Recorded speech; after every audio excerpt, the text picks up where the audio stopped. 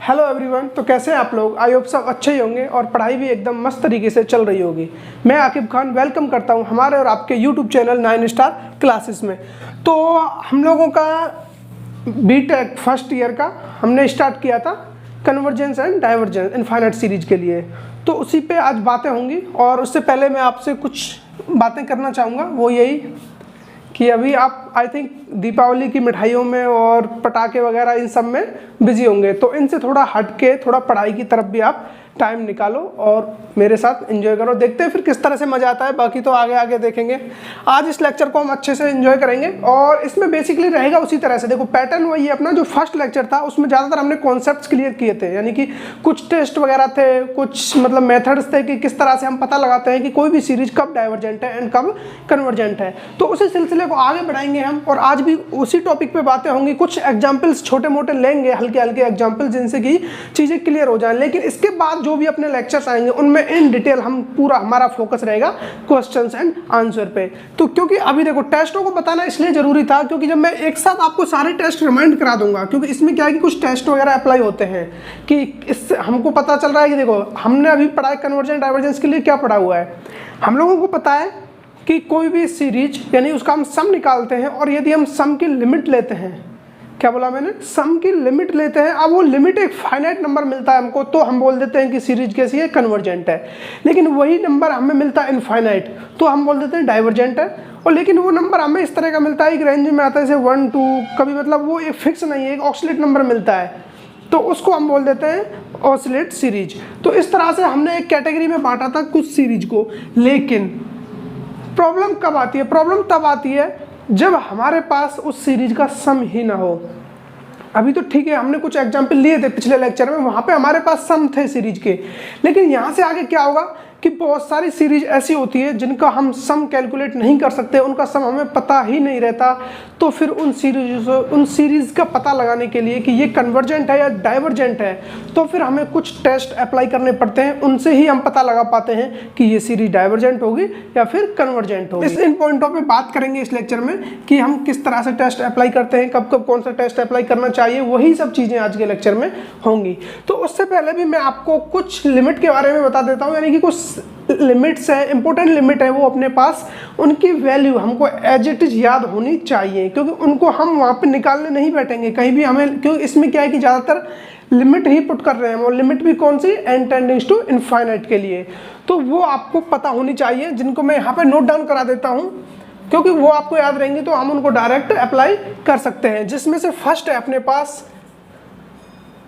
Limit n tendings to infinite 1 + x upon n की power n, ये आता है अपना e की पावर x।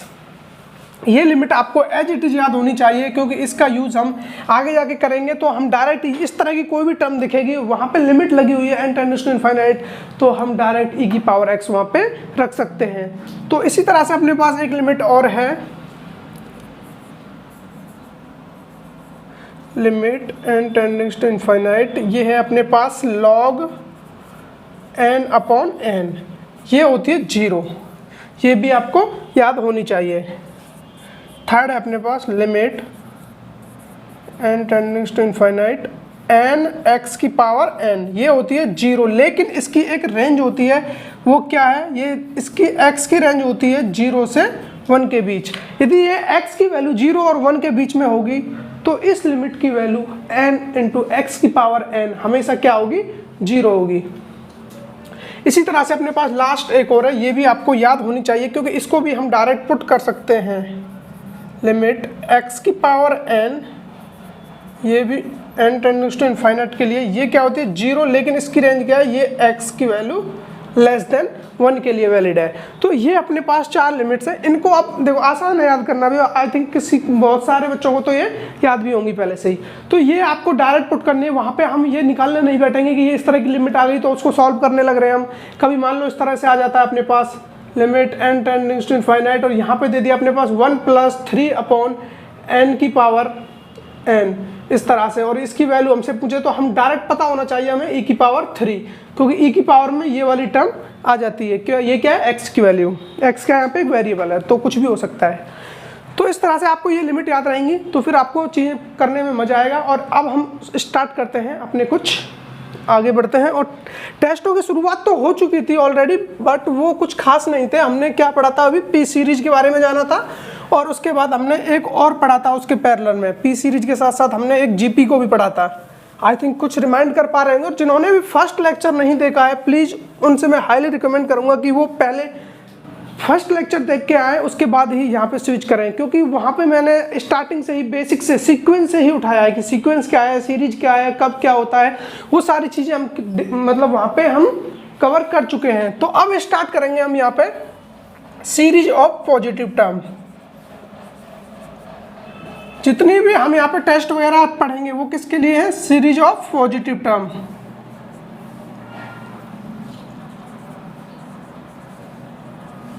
Positive terms. अब देखो सीरीज ऑफ पॉजिटिव टर्म ये होती किस तरह की सीरीज है, ये तो आप जानते ही हो। n बराबर 1 से इनफाइनाइट an, यहाँ पे कुछ इस तरह की सीरीज होगी, a1 plus a2 plus a3 plus a4 dot dot dot dot an होगा कहीं पर, प्लस एंड सो ऑन, इस तरह से ये इनफाइनाइट तक चलता जाएगा। क्लियर, इतना तो आपको आता है। इसके बाद कहानी स्टार्ट होती है। अब यदि मैं आपसे कहूँ, देखो यहाँ पे अपने पास कुछ इस तरह का दिया हुआ है an, और इसकी मैं लिमिट लेता हूँ, an की मैं लिमिट लेता हूँ n टेंडिंग्स टू इनफाइनाइट के लिए, और ये वैल्यू हमें मिल जाती है नॉट इज इक्वल टू 0। तो ये सीरीज, जो भी सीरीज बनेगी, कौन सी, इस सीरीज की बात कर रहे हैं हम, an, इस सीरीज की जो पॉजिटिव टर्म सीरीज है, ये सीरीज कैसी होगी, ऑलवेज डाइवर्जेंट। क्लियर, ये पॉइंट आपको एकदम क्लियर हो जाना चाहिए। अब देखो अभी तक जो पिछले लेक्चर में बात हुई थी वो किसके लिए हुई थी, हमने कुछ जो मतलब रूल्स पढ़े थे कि सीरीज कब कन्वर्जेंट होती है, कब डाइवर्जेंट होती है। जो बेसिक नियम था अपना वो किसके लिए था, किसी भी सीरीज का हम सम फाइंड करके उसके बाद सम पे ये चीज़ें अप्लाई कर रहे थे। हम सम की लिमिट लेके तब जाके कि एक यूनिक और हमें एक फाइनाइट नंबर मिल रहा है अदरवाइज, या फिर हमें इनफाइनाइट नंबर मिल रहा है, इस तरह की चीज़ें थी। वो किसके लिए थी, सम के लिए। लेकिन यहाँ पे अब चीज़ें बदल गई हैं। अब यहाँ पे हम बात कर रहे हैं an के लिए। an क्या है, an एक tn टर्म पद है, अपने एक tn टर्म है। किस तरह से, जैसे कि देखो मैं आपसे बात करूं यहाँ से, ये कौन सा टर्म है, first term, second term, third term, fourth term, ये कौन सा, n टर्म। तो अपना कोई n टर्म होता है, ये जो an है ये एक nवां टर्म है जिस पे हम बात कर रहे होते हैं। तो वही हम जब सीक्वेंस एंड सीरीज पढ़ते हैं 11th क्लास में, तो वहाँ पे भी हमें बताया जाता है n टर्म के बारे में, उसको हम tn बोलते हैं। तो t से tn से हम डिनोट करते हैं, लेकिन यहाँ हम उसको an बोल रहे हैं डायरेक्ट। तो अब यहाँ पे चीज़ें किसके लिए एप्लीकेबल है, an के लिए। अब क्यों, क्योंकि मैंने बोला था कि हर सीरीज का हम सम नहीं निकाल सकते। कुछ सीरीज ऐसी होती है जिनका सम हमें पता ही नहीं होता, ना ही हमारे पास कोई मेथड्स हैं जिससे हम पता लगा सके। तो इसी तरह से हम बात कर लेते हैं an के लिए। डायरेक्ट an की बात करते हैं, an में लिमिट पुट करते हैं, यदि वो नॉट इज इक्वल टू 0 आता है तो सीरीज हो जाती है अपनी डाइवर्जेंट। सीरीज कौन सी, ये वाली जो अपनी लिखी हुई है यहाँ पे। इसकी आप, मैंने बोला था ये अंडरस्टूड है, n बराबर 1 से इनफाइनाइट। मैं बार बार बोल रहा था कि मैं भूल जाया करूँगा लिखना, तो आप याद रखा करो। क्लियर, यहाँ तक आपको समझ में आ गया। अब इसका जो सेकंड पार्ट है वो क्या कहता है, असली बवाल वहीं से स्टार्ट होता है। देखिए ये भाई साहब कहते हैं यदि limit an is equal to 0, limit an is equal to 0 आ जाती है, तो n बराबर 1 से इनफाइनाइट, ये सीरीज बोलती है नो कंक्लूजन। क्या बोल दिया, नो कंक्लूजन, यानी कि कोई कंक्लूजन नहीं है इनके पास। यहाँ से हम पता नहीं लगा सकते यदि an की लिमिट क्या आ जाती है अपनी, ये भी n टेंडिंग्स टू इनफाइनाइट है, याद रखना। तो an की लिमिट यदि 0 आ जाती है तो नो कंक्लूजन, हम पता नहीं लगा सकते कि सीरीज अब कन्वर्जेंट है या डाइवर्जेंट है। अब इस चीज़ को मैं आपको एक एग्जांपल से समझाता हूँ कि हम कैसे पता नहीं लगा सकते। देखिए यहाँ पे समझिए, यदि मैं आपसे बोलूँ ये सीरीज है अपने पास 1/n बराबर 1 से इनफाइनाइट, ये सीरीज दी हुई है, तो ये सीरीज कौन सी सीरीज है आप मुझे बताइए, क्योंकि इस सीरीज के बारे में हम जान चुके हैं अच्छे से। क्लियर, या फिर पहले मैं इससे फॉलो करता हूं। देखो इसका जो an पद होगा, an टर्म होगा, पद बोलते हैं टर्म को, ठीक है। बार बार मैं हिंदी के वर्ड बोल देता हूं तो आप थोड़ा समझ लिया करो। तो ये 1/n जो 1/n लिखा हुआ है, ये क्या अपना an है, ठीक है, an की जगह लिखा हुआ है। तो अब यदि मैं इसकी लिमिट लेता हूं, यानी कि मैं लिमिट ले रहा हूं n टेंडिंग्स टू इनफाइनाइट के लिए an, यानी कि 1/n इसकी मैं लिमिट लेता हूँ तो क्या आएगी, इसकी लिमिट आती है यानी कि 1 अपॉन इनफाइनाइट हो जाएगा, और 1 अपॉन इनफाइनाइट होता है 0, तो इसकी लिमिट आ जाती है अपनी 0। क्लियर, इसकी लिमिट 0 आ गई, तो इससे हम अभी पता नहीं लगा सकते कि ये कन्वर्जेंट है या डाइवर्जेंट है, किसके थ्रू, इसके थ्रू, क्योंकि इसने क्या बोला, नो कंक्लूजन। ठीक है, ये हमको समझ में आ रहा है यहाँ से। इसी तरह से मैं बात कर रहा हूँ आपसे n बराबर 1 से इनफाइनाइट के लिए, और यहाँ पे लिखा हुआ है 1 अपॉन एन स्क्वायर। क्लियर, इसकी लिमिट लेते हैं, limit n tendings to infinite, और यहाँ पे है 1 अपॉन एन स्क्वायर। इसकी लिमिट लेते हैं तो ये भी क्या आ जाती है अपनी 0। अब देखिए मजे वाली बात, मैंने आपको पढ़ाया था कि ये जो सीरीज है 1 अपॉन एन, ये कौन सी सीरीज है, डाइवर्जेंट। किसके थ्रू, ये डाइवर्जेंट है किसके थ्रू, p series by P series. तो देखिए ये कैसी हो जाएगी अपनी, divergent by P series test. Clear, ये पी सीरीज से डाइवर्जेंट हो गई, क्यों, क्योंकि यहाँ पे जो 1 अपॉन एन यानी कि 1 अपॉन एन की पावर p होता था वहाँ पे। क्लियर, तो जो p की वैल्यू है, मैंने बोला था p की वैल्यू यदि हो जाती है अपनी ग्रेटर देन 1 तो होती है कन्वर्जेंट, यदि होती है अपनी less than is equal to 1 तो होती है अपनी डाइवर्जेंट। क्लियर, तो यहाँ पे less than is equal to 1 है, यानी कि 1 तो है ही, तो 1 है, तो यहाँ पे क्या बोलेंगे हम, सीरीज कौन सी, डाइवर्जेंट। अब बात करते हैं इसके लिए, तो यहाँ पे 1 अपॉन एन स्क्वायर यानी कि 1 अपॉन एन की पावर p, p की वैल्यू क्या है यहाँ पे 2 यानी कि ग्रेटर देन 1, तो सीरीज कौन सी है, कन्वर्जेंट। तो यहाँ पे जो सीरीज है ये है कौन सी, convergent, convergent by P series test. क्या समझ में आया। अब देखिए एक ही सीरीज है, यानी कि इससे क्या है, एक ही वैल्यू आ रही है, इसकी यहाँ से, इसके यहाँ से हम लिमिट निकाल रहे हैं इसकी तो भी 0, और यहाँ पे इसकी लिमिट लगा रहे हैं तो भी 0, यानी कि दोनों तरह से लिमिट क्या आ रही है अपनी, 0 आ रही है। लेकिन दोनों जो सीरीज है अपनी वो क्या है, एक डाइवर्जेंट है एक कन्वर्जेंट है। ये किससे पता चला, पी सीरीज से, इसीलिए मैंने आपको पी सीरीज पहले पढ़ा दिया था।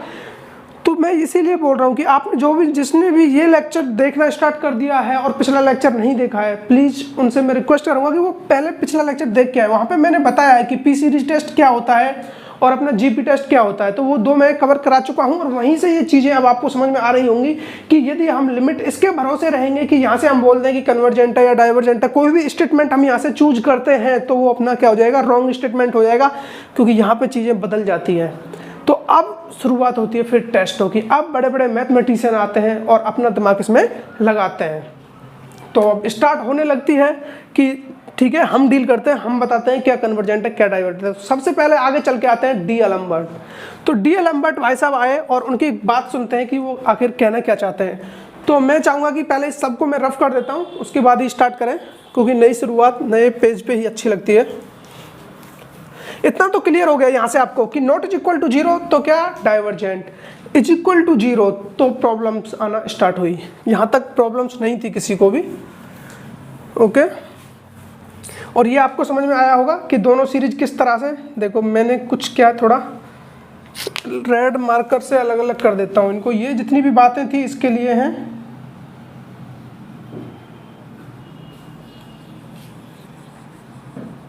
और ये बातें अपनी इसके लिए हैं। क्लियर, यहाँ तक हमने कवर कर लिया था, इसको मैं रफ करता हूँ।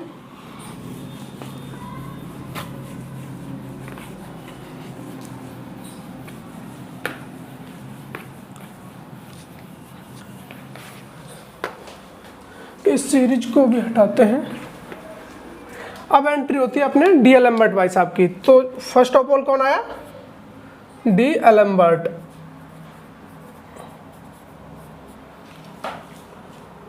तो डी एलम्बर्ट ने क्या कहा, उन्होंने कहा कि ठीक है आपको प्रॉब्लम किस चीज़ पे आ रही है, उन्होंने मतलब सीरीज है उसको एक बार यहाँ लिख लेते हैं हम। ए एन ये क्या था अपना, A1 plus A2 plus A3 dot dot AN and so on, ये कहाँ तक जाएगा, इनफाइनाइट तक, और यहाँ पे n बराबर 1 से इनफाइनाइट। ये अपनी सीरीज दी हुई थी हमें। क्लियर, इस सीरीज के साथ अब देखना है कि उन्होंने क्या किया था। तो डी एलम्बर्ट भाई साहब ने बोला था कि जो आपका AN टर्म है उसको आप एज इट इज रखो, AN। क्लियर, उन्होंने कहा कि AN के बाद आप एक टर्म और आगे बढ़ जाइए, यानी कि प्लस AN प्लस 1, और यहाँ से ये इनफाइनाइट तक अपना जा ही रहा है। तो उन्होंने क्या बोला, AN को डिवाइड कर दो किसके साथ, इसके नेक्स्ट टर्म AN प्लस 1 के साथ। क्लियर। उन्होंने कहा अब इसकी आप लिमिट ले लो, अब इसकी लिमिट ले लो आप n टेंडिंग्स टू इनफाइनाइट के लिए। अब इसकी जो वैल्यू आती है, मान लो सपोज करो कि इसकी वैल्यू l आती है। अब कहानी स्टार्ट होती है यहाँ से। कहानी कुछ इस तरह से स्टार्ट होती है, if l greater than 1, l greater than 1 then series कौन सी, ये वाली an is convergent. Clear. If l आता है अपना less than 1 then series is divergent. क्या बोला उन्होंने, यदि l की वैल्यू 1 से बड़ी आती है तो सीरीज कौन सी होगी अपनी, ये वाली सीरीज होगी कन्वर्जेंट, और l की वैल्यू आती है अपनी 1 से छोटी आती है तो वो हो जाएगी divergent. And if l is equal to 1 then series an then about series an no conclusion। क्या बोला इन्होंने कि भाई साहब इतनी तो मैं मदद कर सकता था, यदि आपके पास कुछ सिचुएशन इस तरह से आ जाती है कि इसकी वैल्यू आपकी 0 आ रही है और आप पता नहीं लगा पा रहे हो इस सीरीज के बारे में। देखो फर्स्ट ऑफ ऑल एक चीज़ तो क्लियर है, यदि इसकी लिमिट आ जाती है नॉट इज इक्वल टू 0 तो अपने को टेंशन लेना है ही नहीं, वहीं बात खत्म हो जाती है एंड सीरीज अपनी डाइवर्जेंट हो जाती है। इतना तो हमको समझ में अब तक आ चुका है कि नॉट इज इक्वल टू 0 होने का मतलब है कि अपनी सारी टेंशन्स खत्म और सीरीज कैंसी है डाइवर्जेंट। दिक्कतें स्टार्ट होती है कन्वर्जेंट के लिए। कन्वर्जेंट के लिए क्या है कि 0 हो भी जाए, देखो एक तरह से एक चीज़ भी समझ में आ गई, यानी कि कन्वर्जेंट होने के लिए एक कंडीशन तो फिक्स है, यानी कि एक तो अपनी कंडीशन जरूरी है, एक मतलब कि उसकी लिमिट 0 होना कंपलसरी है। ये तो रिक्वायरमेंट है हमें, क्योंकि जब तक वो 0 नहीं होगी तब तक आगे बढ़ेंगे ही नहीं। जैसे ही नॉट इज इक्वल टू 0 होगी तुरंत हमको पता चल गया डाइवर्जेंट है। इसका मतलब कन्वर्जेंट होना है तो लिमिट को 0 होना पड़ेगा, उसके बाद कहानी स्टार्ट होनी है। तो जैसे ही लिमिट 0 हो जाती है तो डीएलएम्बर्ट भाई साहब ने बोला आप ऐसा करो, an जो टर्म है आपका उसको रखो, अपॉन में an+1 रखो, यानी कि उससे अगले वाले टर्म से आप डिवाइड कर दो और उसके बाद आप उसकी लिमिट ले लो। लिमिट लेने के बाद जो भी वैल्यू आती है, अब उस वैल्यू के लिए उन्होंने स्टेटमेंट दिया कि यदि l की वैल्यू 1 से बड़ी है तो कन्वर्जेंट, l की वैल्यू 1 से छोटी है तो डाइवर्जेंट, और l की वैल्यू 1 पे भी उन्होंने भी हाथ खड़ा कर दिया कि सर नो कंक्लूजन। तो इसका मतलब क्या हुआ, टेस्ट फेल। तो टेस्ट कैसा हो गया, इनका फेल हो गया भाई साहब का। तो इनकी निराशा हुई थोड़ा, ये भी परेशान कि यार ये हुआ क्या, मैंने इतनी मेहनत की और ये आया पूरा। तो इन्होंने अपने दोस्त को फ़ोन घुमाया। अच्छा इसका एक नाम और देते हैं, देखो यहाँ पे हमने क्या किया, an अपॉन ये किया, यानी कि हमने दोनों को क्या रेशियो लिया, तो इसीलिए इसको डीएलएम्बर्ट के नाम से तो जानते ही हैं, लेकिन इससे भी ज़्यादा जानते हैं इसको रेशियो टेस्ट के नाम से। इसका सेकंड नाम क्या है, रेशियो टेस्ट। वो किस लिए पड़ा, क्योंकि हम दोनों का ये जो दोनों टर्म है an और an+1, इन दोनों को क्या लेते हैं, हम रेशियो लेते हैं इसमें, तो इसीलिए इसका नाम रेशियो टेस्ट पड़ा और इसी के नाम से इसको ज़्यादा जाना जाता है। क्योंकि डीएलएम्बर्ट ये नाम हमको उतना अच्छा नहीं जमता है। हाँ राम शाम सोहन मोहन कुछ इस तरह का होता तो याद भी रह जाता। तो डीएलएम्बर्ट भाई साहब ने काम किया पर इतना ज़्यादा नहीं टिक पाए और उन्होंने हाथ खड़े किए और फिर उन्होंने फ़ोन घुमाया अपने मित्र रेबीज़ को कि बोला रेबीज़ भाई आइए थोड़ा मदद कीजिए, यहाँ से मेरे को समझ में चीज़ें नहीं आ रही हैं। तो रेबीज़ भाई साहब बोले अरे क्या बात करते हो, इतना सा बस यही बात है क्या। उन्होंने कहा हाँ यही चीज़ें नहीं हो रही हैं। तो उन्होंने कहा ठीक है मैं आता हूँ। तो अपने भाई साहब आ गए। तो रेबीज़ टेस्ट आया और उन्होंने क्या बात की, उन्होंने कहा जो आप an अपॉन an+1 कर रहे हो वो करो, मुझे कोई दिक्कत नहीं है। उन्होंने कहा ये बहुत अच्छी बात है कर रहे हो आप, इससे मुझे भी हेल्प मिलेगी। ठीक है, तो रेबीज़ भाई साहब ने भी यही काम किया, an अपॉन an+1। उसने कहा तुम्हारा टेस्ट कहाँ पे फेल होता है, तुम्हारा टेस्ट 1 पे फेल होता है। बोला हाँ 1 पे फेल होता है। ठीक है 1 को इधर ले आओ, यानी कि आपका ऐसे 1 आ रहा था ना, तो उन्होंने कहा आप 1 को इधर ले आइए। तो इधर लाओगे तो क्या हो जाएगा -1।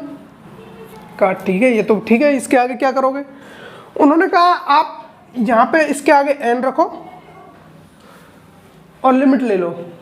क्या बोला, जो आप करते थे वो कीजिए, an अपॉन an+1, और आपका 1 पे फेल हो रहा है ना, ठीक है 1 को इधर ले आइए। वो 1 को इधर ले आया और आगे n से मल्टीप्लाई किया और लिमिट पुट कर दी। लिमिट क्या लगाई, n टेंडिंग्स टू इनफाइनाइट। बोला अब जो वैल्यू आएगी वो क्या आ रही है, अपनी l आ रही है। इसको सॉल्व किया, कोई वैल्यू आएगी अपनी एल, कुछ तो आना ही है ना सॉल्व करके, उसको हमने एल नाम दे दिया। अब कहानी फिर स्टार्ट हो जाती है। कहानी इस तरह से स्टार्ट होती है, इफ, इस बार रेड मार्कर का यूज करेंगे, इफ एल ग्रेटर देन 1, तो सीरीज कैसी हो जाएगी अपनी, convergent, clear. If L less than 1, series a n divergent, and if L is equal to 1, series no conclusion। तो इस भाई साहब ने भी हाथ अपने खड़े कर दिए, मतलब क्या हुआ, टेस्ट फेल। अब भाई साहब बड़े परेशान, देखो कितनी मेहनत किया भाई साहब कि वहाँ से आया, इतनी दूर फ़ोन किया, बुलाया कि ठीक है आप परेशान हो रहे हो, मैं आपकी हेल्प करने आता हूँ। भाई साहब आए अपना दिमाग लेके और थोड़ा दिमाग घुमाया उन्होंने, और उन्होंने बोला कि डी एल एम्बर्ट भाई साहब आप कर क्या रहे हो। उन्होंने कहा मैं रेशियो ले रहा हूँ दोनों टर्म्स का, ए एन और ए एन प्लस 1 का। उन्होंने कहा बहुत अच्छी बात है, रेशियो लीजिए, मैं भी देखता हूँ रेशियो लेके। उन्होंने भी रेशियो लिया। उन्होंने कहा टेस्ट फेल कहाँ पे होता है, बोले कि एल बराबर 1 पे जाके टेस्ट फेल हो जाता है। बोला अच्छा, तो 1 को इधर लेके आइए। उन्होंने कहा 1 के साथ डील करते हैं, और वो 1 को इधर लेके आए और आगे n से मल्टीप्लाई किया, और उन्होंने क्या किया, उस पूरे टर्म का लिमिट ले लिया, और उसके बाद अपनी l आया, जो l की वैल्यू आई, और उन्होंने फिर l के लिए स्टेटमेंट दिया कि l की वैल्यू फिर से वही चीज़ें दोहराई कि आपकी 1 से बड़ी आती है तो कन्वर्जेंट, 1 से छोटी आती है डाइवर्जेंट, और 1 आती है तो नो कंक्लूजन। यहाँ पे भी इनका टेस्ट फेल हो जाता है। अब ये बड़े परेशान, उन्होंने कहा यार इतनी मेहनत की मैंने और यहाँ इतनी दूर चल के मैं आया, उसके बाद भी रिजल्ट कुछ अच्छा नहीं मिला। देखो मदद तो की इन्होंने, काफ़ी मदद की। देखो मदद किस तरह से की, आपको लग रहा होगा कि आखिरकार किया क्या, एल बराबर 1 पे फिर से नो कंक्लूजन आ गया, लेकिन उसके साथ साथ देखो इन्होंने कितना बड़ा काम किया। ये काफ़ी स्टेप तक आगे निकल गए थे उससे, क्योंकि देखो इन्होंने क्या किया था, A N upon A N plus 1। हालांकि अच्छा काम इन्होंने भी किया। इन्होंने क्या अच्छा किया, क्योंकि A N upon A N plus 1 बराबर एल ये लेके आए कब, जब ये यहाँ पे 0 बन रही थी, ए एन की लिमिट 0 आ रही थी, तब इन्होंने ये चीज़ अप्लाई की। उसके बाद कुछ वैल्यू आई, इसका मतलब क्या हुआ कि उसके बाद यदि फिर से वैल्यू 0 भी आ रही है तब भी वो उसको डाइवर्जेंट बोल देगा। उसके बाद वैल्यू 1 से बड़ी आ रही है कुछ भी, तो वहाँ पे वो एक बता सकता है कि सीरीज कन्वर्जेंट है, डाइवर्जेंट है, यानी कि उसके पास अपॉर्चुनिटी है अभी भी। लेकिन वो एक फिर उसके अंदर भी एक पर्टिकुलर सिचुएशन में जाके फंस रहा है कि एल बराबर 1 के लिए, तो वो यहाँ जाके फंसता है। लेकिन यहाँ तक तो उसने, हो सकता है कि रिजल्ट इसके अंदर मिल गया हो सकता है कि रिजल्ट इसके अंदर मिल गया हो। इससे तो अच्छा ही किया है ना कि वहाँ पे जो आ रहा था अपना, यानी कि लिमिट ए एन, इसके लिए बात कर रहे थे हम, limit A N N tendings to infinite 0। यहाँ पे तो हम कुछ बता ही नहीं पा रहे थे ना, यहाँ तो सीधा ही नो कंक्लूजन था।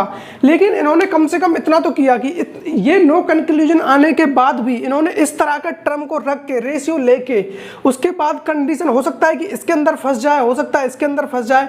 वो फेल होता है कब, जब एल बराबर एग्जैक्ट वैल्यू 1 आती है। तो इसका मतलब इन्होंने कुछ हद तक हेल्प की। अब इसने फिर और ज़्यादा हेल्प की इसकी, इसने क्या किया कि ठीक है यहाँ तक तुम निकाल रहे हो, तुम्हारा रिजल्ट मिल जा रहा है तो ठीक है, तुम यहाँ फंसते हो तब उसके बाद हम स्टार्ट करते हैं। ये यहाँ फंसता है, इसकी कंडीशन यहाँ फंसती है, तब ये अपनी कंडीशन स्टार्ट करता है। इसकी कंडीशन क्या है, इसने बोला ठीक है आप 1 को इधर लेके आइए, n को आगे रखिए और लिमिट ले लीजिए फिर से, फिर कोई l वैल्यू आएगी। अब यहाँ से उन्होंने फिर देखो, हो सकता है कि आंसर यहाँ पे मिल जाए, हो सकता है कि आंसर यहाँ पे मिल जाए। ये कंडीशंस कब लगाई उन्होंने, जब ये बराबर 1 है, यहाँ तक आंसर मिल जाएगा तो दिक्कत है ही नहीं, और उससे भी पहले ये 0 ही नहीं आए तो और भी दिक्कत नहीं है, सीधी डाइवर्जेंट, टेंशन ही खत्म, टाटा बाय बाय। तो कंडीशन यहाँ के फंसते इसके, यहाँ से इस भाई साहब ने स्टार्ट किया कि ठीक है तुम्हारी यहाँ फंसती है, मैं यहाँ से कुछ ऐसे टर्म बनाऊंगा, उसके बाद हो सकता है कि यहाँ आंसर मिल जाए, हो सकता है यहाँ। लेकिन एल बराबर 1 पे इसने भी हाथ खड़ा कर दिया, sir no conclusion, test fail एकदम से। अब बड़े परेशान, दोनों में गुफ्तगू हुई, थोड़ी बहुत चर्चाएं हुई, उसके बाद सोचा कि यार अब किसको बुलाया जाए। तो इन्होंने फ़ोन किया किसको, डी मॉर्गन्स को, कि डी मॉर्गन्स भाई आइए। तो वो आए, उन्होंने क्या क्या, यार तुमने बार बार में 1 1 ये वो लगा रखा है, थोड़ा मैं देखता हूँ। तो उससे पहले हम इसको रफ करेंगे, डी एल एम्बर्ट को करना पड़ेगा, जगह नहीं है ना, कोई नहीं, आपने नोट कर लिया होगा योग। तो अच्छा मैं आपको एक चीज़ और बताऊं, देखो यहाँ पे क्या कंडीशंस आ रही थी अपनी, देखो ये कंफ्यूज मत हो जाना कि सर इतने सारे आ जाते हैं कि L greater than 1 less than 1 greater than 1 less than 1, तो हमें याद कैसे रहेगा लेस देन 1 ग्रेटर देन 1, इनके नहीं पता है कि कब लेस देन हो जाता है कब ग्रेटर देन हो जाता है। आप एक स्टेटमेंट याद रखो बस, जहाँ अंतर होगा वो मैं आपको बता देता हूँ। जब भी अपना ग्रेटर देन 1 होगा तो आपके दिमाग में आने घंटी बजनी चाहिए कन्वर्जेंट की।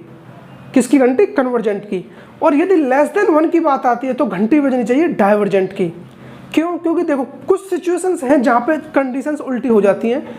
एक तो है अपना जीपी जो हमने किया था, जीपी में चीज़ें उल्टी हो जाती है, वो याद रखना। जीपी में क्या है कि जो अपना आर की वैल्यू होती है तो वहाँ पे चीज़ें उल्टी हो जाती हैं लेस देन और ग्रेटर देन दोनों के लिए, यानी कि लेस देन होता है तब कन्वर्जेंट होती है और ग्रेटर देन के लिए डाइवर्जेंट।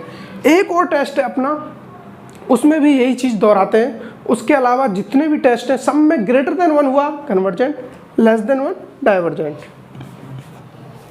ये याद रखना है। इससे क्या कन्फ्यूजन में रहते हैं हम, क्योंकि इतने सारे टेस्ट पढ़ते हैं, हर जगह आता रहता है ग्रेटर देन लेस देन, तो पता ही नहीं रहता है। सर पूछेंगे कि क्या था, मतलब उसके टेस्ट बताइए, तो वहाँ पे एल की वैल्यू क्या है तब क्या होगा, तो हमें फिर कन्फ्यूजन आ जाती है कि सर ग्रेटर देन 1 के लिए वो था या लेस देन के लिए था। तो वो कन्फ्यूजन अब नहीं होनी चाहिए। एक टेस्ट अपना जीपी उसमें उल्टा होता है और एक और है वो मैं आपको बता दूंगा, वहाँ पे कंडीशन थोड़ी बस अलग होगी। तो अब अपने भाई साहब आते हैं डी मॉर्गन्स, और डी मॉर्गन्स क्या कहते हैं थोड़ा उनका भी सुन लेते हैं।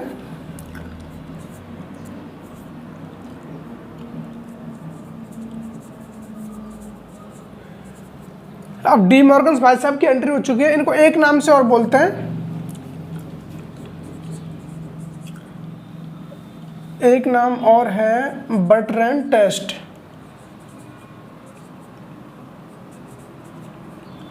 तो इन्होंने क्या कहा कि तुम लोग देखो जो तुम कर रहे थे an/an+1 वो करिए, यानी कि जो लगभग जितना भी अपना जो उसने इससे पहले आया था रेबिज ने जो किया था उसने कहा ठीक है तुम जो कर रहे हो वो करो, उसके साथ मैं भी कुछ अलग से करता हूँ। तो रेबिज भाई साहब क्या कर रहे थे, वो कर रहे थे an/an+1 यहाँ तक वो कर रहे थे, और -1 वो इधर लेके आ गए थे अपना, और उन्होंने एक n अपना यहाँ पे रख दिया था। इसके बाद वो लिमिट ले रहे थे।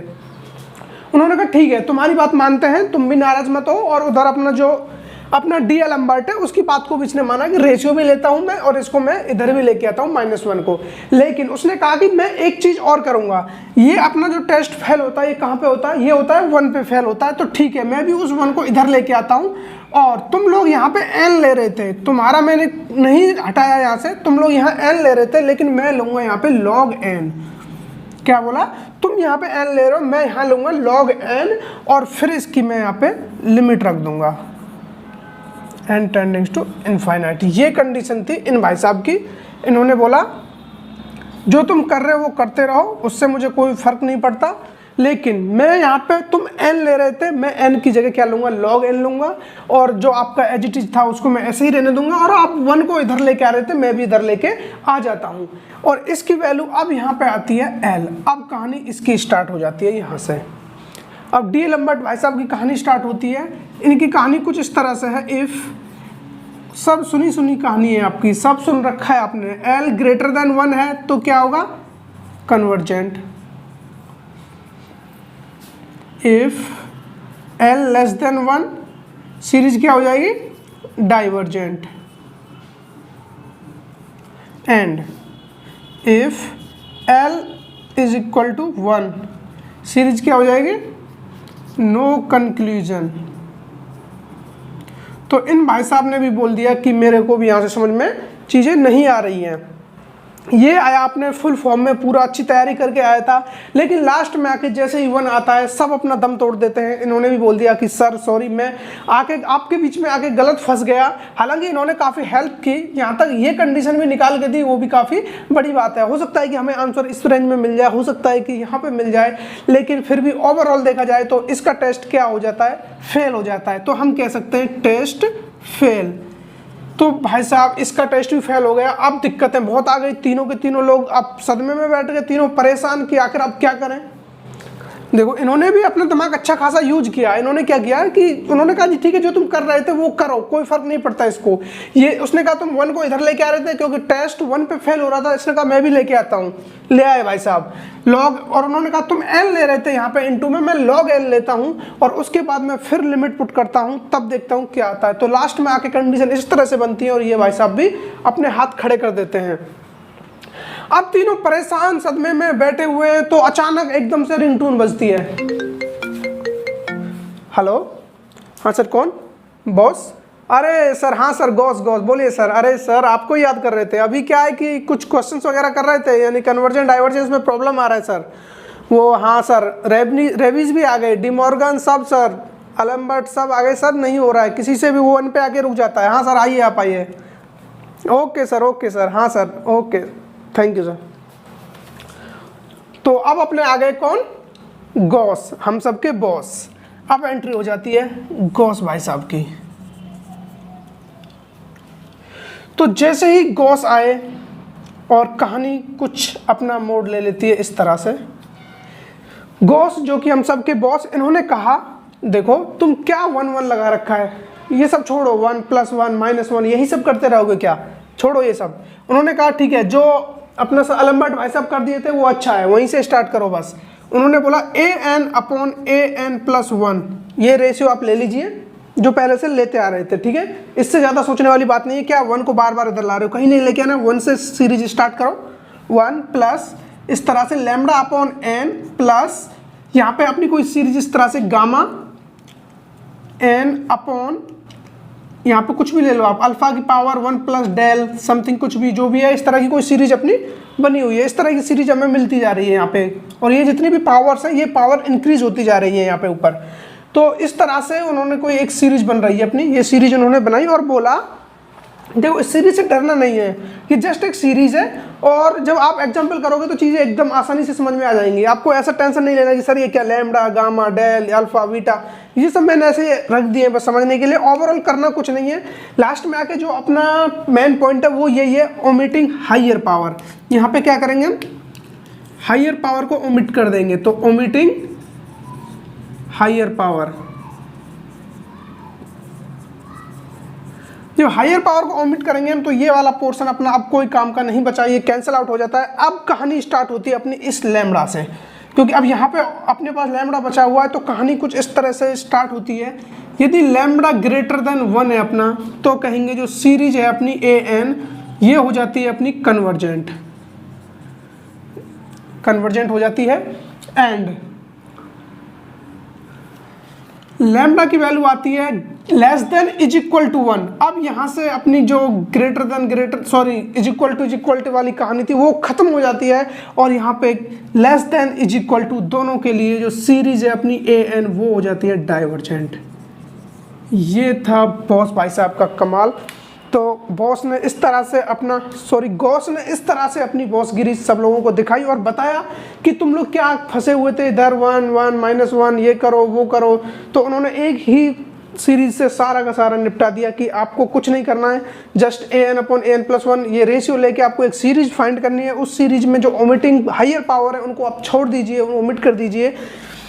तो जो भी आपका यहाँ पे लैम्डा जो बचेगा उसको देखिए आप, यदि वो 1 से बड़ा है, ये वैल्यू बस इस वैल्यू को देखना है, 1 प्लस जो भी समथिंग यहाँ पे लिखा हुआ है, आप इसको लैम्डा बोलो, बीटा बोलो, गामा बोलो, जो बोलना है बोलो, यहाँ पे जो भी वैल्यू आएगी अपनी उसको आप देखना है कि वो 1 से बड़ी है तो सीरीज कन्वर्जेंट, यदि वो 1 से छोटी है और बराबर हुई है तो सीरीज डाइवर्जेंट। ये कहानी कुछ यहाँ पे इस तरह से आके रुकती है, अदरवाइज ये कहानी बढ़ती जा रही थी। तो इतने लोग आए, तरह तरह से अपनी बातें बताई, सबने टेस्ट लिए, तो लास्ट में आके कहानी यहाँ पे थोड़ा विराम लेती है।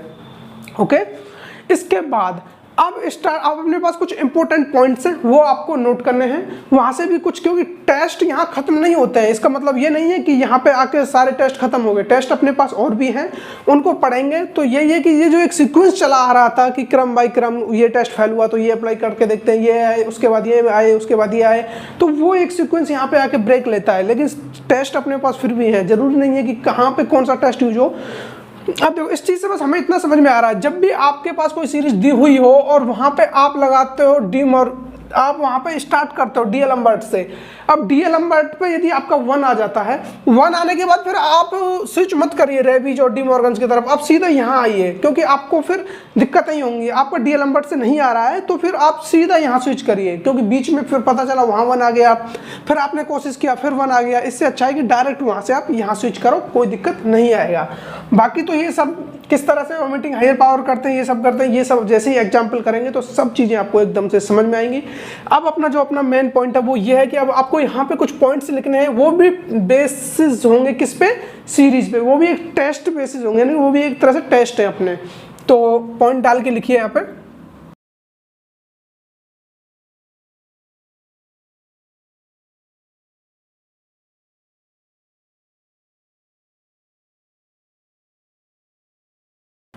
यानी कि अपना रेशियो टेस्ट फेल हो जाता है, ठीक है, रेशियो टेस्ट अपना फेल हो रहा है और अपने पास एक कंटेंस यानी कि ई बच रहा है, ई अपने पास बची हुई है, then logarithm test is used. क्या बोला मैंने, जब भी अपना रेशियो टेस्ट फेल हो जाता है और ई वहाँ पे यानी कि शेष बच जाता है, रिमाइंडर बच जाता है ई, उसके बाद हम लॉगरिथम टेस्ट अप्लाई करेंगे और वो किस तरह से करते हैं वो भी मैं आपको बता देता हूँ। तो देखो लॉगरिथम कुछ इस तरह से करते हैं, अपने पास a/an+1, इसके तो बस रेशियो टेस्ट तो हो गया, छा गया, सब पे दिलों पे छा चुका, ये तो हर जगह चलेगा, आप टेंशन मत लो। इन्होंने रेशियो लिया और इन्होंने बोला इसका मैं लॉग ले लेता हूँ और यहाँ पे n रख देता हूँ, ठीक है, और इसकी मैं क्या ले लेता हूँ, लिमिट। इस तरह से ये अपना बनेगा कुछ यहाँ पे, क्लियर। अब इसके बाद कोई भी वैल्यू अपनी आती है यहाँ पे l, ये होता है अपना लॉगरिथमिक टेस्ट, क्लियर। इस तरह से a/an+1, इसका लॉग ले लो, आगे n रख दो, लिमिट ले दो, ये अपना कोई l आएगा और यहाँ से अब कहानी स्टार्ट हो जाती है।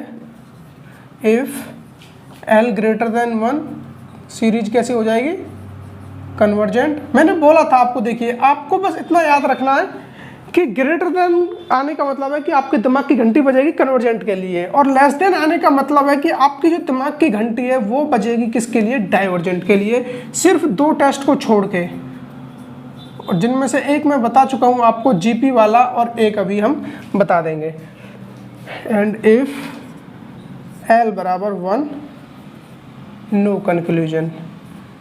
ये जो लॉग वाला है ये भी अपना यहाँ पे नहीं बता पाता है, यहाँ पे भी नो कंक्लूजन आता है। अब ये आपको पता चल ही गया है नो कंक्लूजन आने के बाद हमें क्या करना है, इसमें तो आपको कोई प्रॉब्लम है नहीं, ठीक है। तो ये एक लॉग हो सकता है कि यही आंसर मिल जाए, जरूरी नहीं है कि l = 1 ही आए, इतने सारे नंबर्स हैं अपने पास, इनफाइनाइट टाइम्स नंबर्स होते हैं, उसमें से जरूरी है कि उसकी वैल्यू 1 ही आएगी, ठीक है। आती है तब देखेंगे अलग टेस्ट, बाकी यहाँ पे अपना काम हो रहा है तो क्या ही दिक्कत है, क्लियर। ये होता है अपना एक टेस्ट इस तरह से, इसको भी आप एज ए हैशटैग $, जो साइन देना चाहे दे सकते हो, काफ़ी इंपॉर्टेंट है यदि आपका रिमाइंडर में ई बच जाता है तो। अब इसके बाद अपना एक टेस्ट और डालेंगे हम, कूसी टेस्ट। अब इसको आप चाहे कूसी बोलो, कौसी बोलो, इसके अलग अलग नाम है, देखो बहुत सारे नाम है, अब इसका प्रोनाउंसिएशन सब हर कोई अलग अलग करता है। ये है CAUCHY' लगा के। अब इसको आप चाहे तो कौसी बोलिए,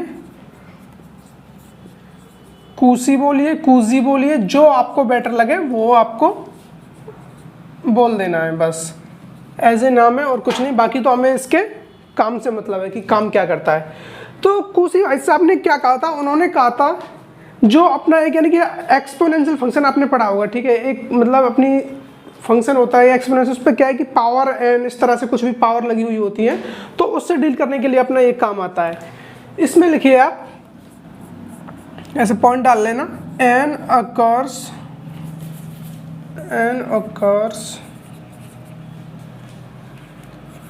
as an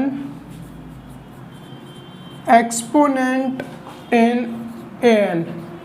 ये an में कोई एक्सपोनेंट दिया हुआ है हमें n के टर्म में, किस तरह से देखिए एग्जाम्पल से आपको समझ में आ जाएगा। जैसे कि अपने पास दिया हुआ है n = 1 से इनफाइनाइट 1/n⁴n, यानी कि n की पावर में n दिया हुआ हो, तो ऐसे क्वेश्चन से हम किस तरह से डील करेंगे। जब इस तरह की कंडीशंस आती हैं तो क्या करते हैं, देखो हमको करना कुछ नहीं है, सिर्फ इतना ही करना है, an इसको एज इट इज लिखेंगे हम, इसकी पावर करेंगे 1/n और इसकी हम ले लेंगे लिमिट, बस ये काम है कूसी का। इतना ही बोला उसने, इसके अलावा कुछ नहीं बोला। अब यहाँ से अपनी कोई वैल्यू आएगी l, अब उसके लिए इन्होंने बात की, उन्होंने कहा if l less than 1 then series an क्या होगी, कन्वर्जेंट।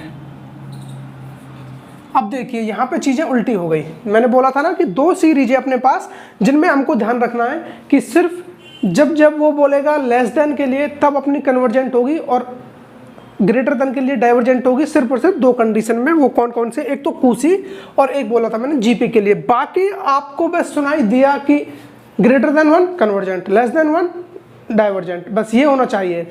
बस दो के लिए याद रख लेना, नहीं तो क्या कन्फ्यूजन में रहोगे कि कब कन्वर्जेंट कब divergent, less than greater than, ये सब चीज़ें अब एकदम से क्लियर होनी चाहिए। ओके, इसके बाद बात करते हैं less than L greater then के लिए। तो सीरीज क्या हो जाएगी अपनी, डाइवर्जेंट। बस यहाँ पे चीज़ें उल्टी हो गई हैं, बाकी सब में सेम थी। और एक जीपी के लिए याद रखोगे, बस हो जाएगा काम। इफ एल बराबर 1, तो ये तो आपको पता ही है, नो कंक्लूजन। इसका मतलब क्या हुआ, टेस्ट फेल। ठीक है, इतना आपको याद होना चाहिए। और ये पॉइंट आप एज इट इज याद रख लेना कि इसके लिए। अच्छा, ये होता क्यों, उल्टा क्यों हो जाता है, ये भी मैं आपको एक बार एक्सप्लेन कर देता हूँ। देखो, जो एक्सपोनेंशियल फंक्शन होते हैं ना, वो क्या होता है, देखो यहाँ पे क्या है, पावर को हमने उल्टा कर दिया। तब से क्या n होती थी, अब यहाँ पे क्या 1/n कर दिया। जब पावर को उल्टा कर दिया तो ये रूल्स भी उल्टे हो जाते हैं। बस आप इस तरह से इसको रिकॉल कर सकते हो जब भी आपको जरूरत पड़े, क्योंकि यहाँ पे हमने n को, देखो पावर किस तरह से इस्तेमाल किया, 1/n करके, तो वहाँ पे भी चीज़ें क्या हो गई, उल्टी हो गई। बस इतना याद रख लेना। और एक आप जीपी के लिए याद रख लेना, बाकी सब में एकदम से नो टेंशन रहना है हमको कि ग्रेटर देन 1 कंवर्जेंट डाइवर्जेंट सब एकदम मक्खन होना चाहिए। क्लियर। अब इस एग्जाम्पल की भी बात कर लेते हैं, जब हमने लिखी दिया है तो इसके लिए देखो क्या करना है हमको। इस तरह का दिया हुआ है तो हम सबसे पहले क्या करेंगे, an लिखेंगे। और an क्या है अपना, 1/n की पावर n, 1/n की पावर n, ये अपना an हो गया। इसके ऊपर पावर क्या करनी है हमको, 1/n। ठीक है, 1/n कर दिया। और इसकी क्या ले लेनी है, limit n tendings to infinite. इतना काम हमको इसमें करना था बस। अब इसके बाद इसकी वैल्यू फाइंड करनी है। देखिए किस तरह से, अब ये आपको डायरेक्ट दिखाई दे रहा होगा। यहाँ पे मैं बोल रहा हूँ आपसे, आप इस 1/n को आप दोनों पे पावर लगा दीजिए, यानी कि 1 की पावर आप 1/n करोगे तो क्या हो जाएगा, 1 रहेगा। ये तो 1 की पावर आप कुछ भी कर लीजिए, 1 ही रहेगा।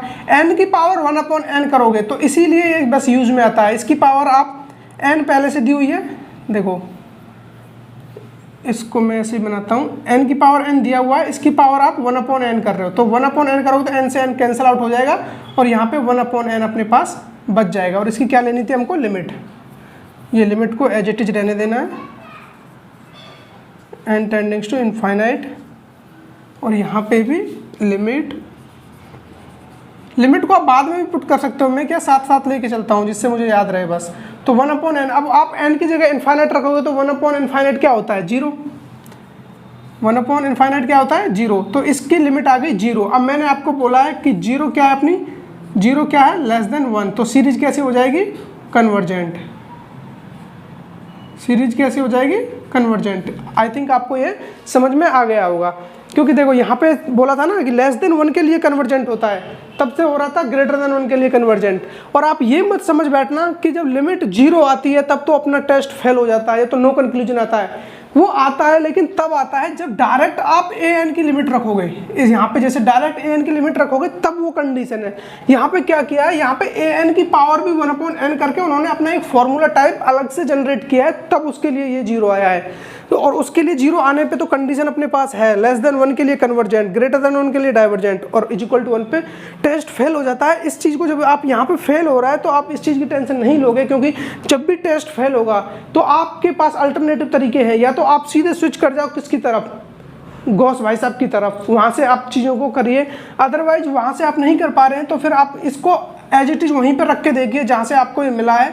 उसके बाद जो नई सीरीज बनेगी आप उसमें फिर से अपने कोई भी टेस्ट अप्लाई कर सकते हो, आप फिर से स्वतंत्र हैं और आप उसमें उसी तरह से निर्णय ले सकते हो। क्लियर। तो ये था अपना कूसी, इसने यही बोला था।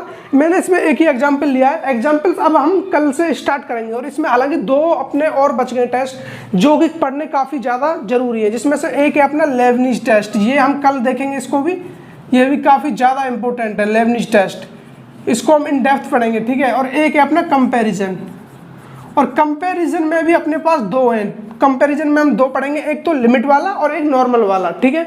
एक लिमिट रखते हैं और एक नॉर्मल रहता है अपना, उसमें कोई लिमिट हम नहीं लगाते, वो सिंपल फॉर्म में होता है, और एक लिमिट फॉर्म में होता है। इसमें भी हम इसको भी दो पार्ट में पढ़ेंगे, इस वाले को कंपैरिजन को, और लेबनिज को हम डायरेक्ट एक तरह से पढ़ेंगे। लेबनिज एक तरह से अल्टरनेटिव सीरीज के लिए होता है, अल्टरनेटिंग सीरीज जो होती है उसमें यूज होता है। आप इसके बारे में चाहो थोड़ा बहुत पढ़ लेना कहीं से, अदरवाइज मैं पूरा इन डेप्थ कराऊंगा, आपको टेंशन ना लें।